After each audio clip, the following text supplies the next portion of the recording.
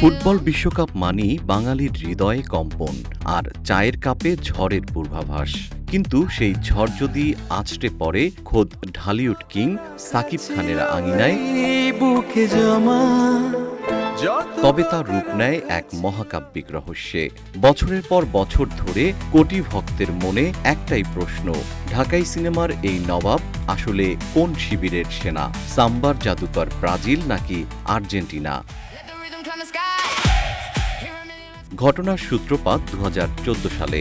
ব্রাজিলের মারাকানার চত্বরে যখন বিশ্বকাপের দামামা বাজছে, সাকিব খান তখন বুক ফুলিয়ে ঘোষণা করলেন ছোটবেলা থেকেই তিনি পেলের দেশের প্রেমে মজে আছেন।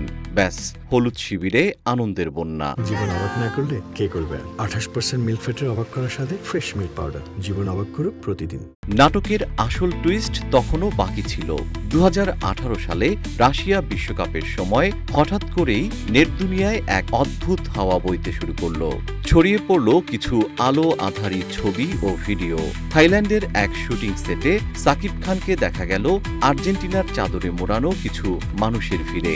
মুহূর্তেই চারদিকে শোরগোল। তবে কি পর্দার মতো বাস্তবেও রং বদলালেন কিং খান? চিরশত্রুর শিবিরে যোগ দিলেন ক্যাপ্টেন খান? টানটান এই সাসপেন্সের অবসান ঘটল খোদ ২০২২ এর কাতার বিশ্বকাপে। মুচকি হেসে সাকিব নিজেই যেন এক জাদুকরের মতো রহস্যের জট খুললেন।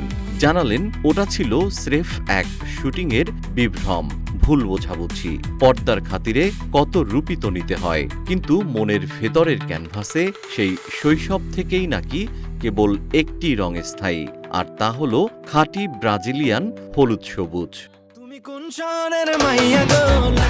জেম শিহাব, রূপালী বাংলাদেশ।